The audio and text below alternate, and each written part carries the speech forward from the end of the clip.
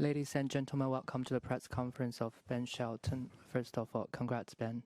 Tough battle out there. How did you manage to get the win under your belt? Yeah, it was a tough one, playing against a guy who's got a lot of experience, a lot of success in slams, someone who is not afraid to go the distance. I thought I did a great job of managing myself out there. It wasn't easy, and happy to get that one down in 4 sets. Questions, please. Howard? Can I ask you to explain what you mean by managing yourself?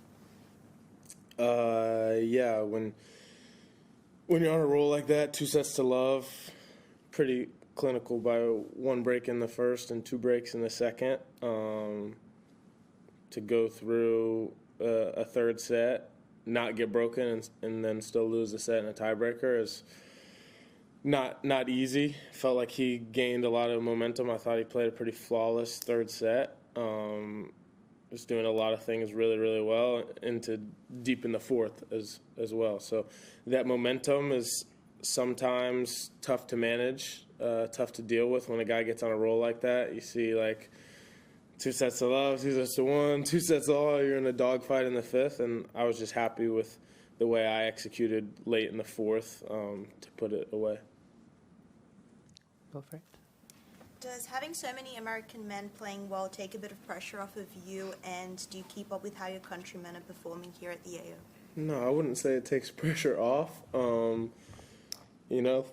Everyone's playing for themselves here. I think there's a healthy competition between us. I obviously love to see those guys do well, and it's a lot of fun to be in this era of American tennis. Most likely after this tournament, we'll have at least 2 guys in the top 10, and there's a lot more coming. So for me, I wouldn't say that I don't really watch anyone else closely during the tournaments. I'll check the scores, watch highlights from my friends' matches every once in a while, but I'm more or less just focused on myself. What did you learn today? That's a funny question. What did I learn today? Learned how to serve, actually. You learned how to serve? Yeah, compared to from round 1 to 2, I think I learned how to serve, yeah. Anything from playing a player like him?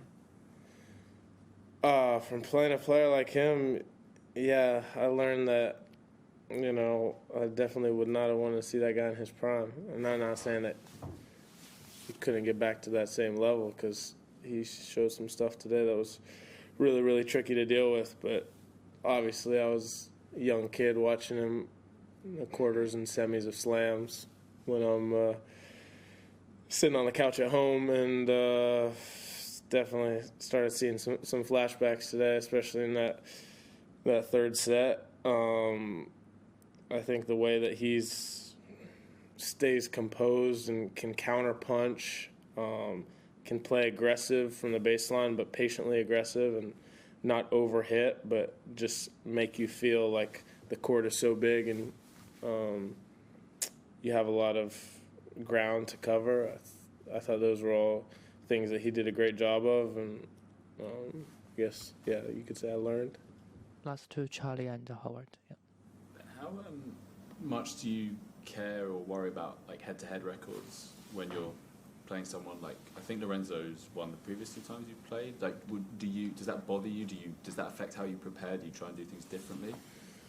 Honestly, win or lose, I'm trying to learn something from the last match I played.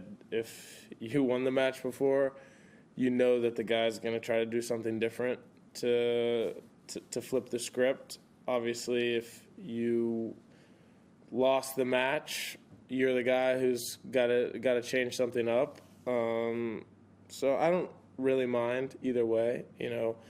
Obviously you want to look at things that worked when you played, look at things that didn't work that you want to change. I think also for me, being in a Grand Slam is a different game. I can't as much compare playing guys in 2 out of 3 sets to 3 out of 5, because it's a different beast. It's where I play my best tennis. So that's not something that I look at as much, no. How other guys in the locker room and sort of compare notes about how they might have done against, things they might have done against an upcoming opponent? In the locker room? Yeah. No. Last one, Howard. What advantages or disadvantages are there that you find being left-handed in this sport? Yeah, you can't get a practice. It's impossible. Except for when the draw comes out and they play Draper, Chapo, or Ugo Humbert, then I get the look. But other than that, people don't want to practice with you as much. For me, I don't mind. I'll hit with a righty, a lefty, short guy, tall guy, serve bot, grinder. Doesn't really matter. But guys on tour are very particular about, or either players or coaches are very particular about who they practice with. So they're like, big serve, lefty, that's 2 strikes against you. So finding hits can be difficult. I'd say at the same time, people don't want to hit with lefties, so they don't see your style of game as much, So I go out, I play against somebody who's said no to practicing with me the last 4 times. Well, at least he hasn't seen my serve. So pros and cons for sure. Thank you.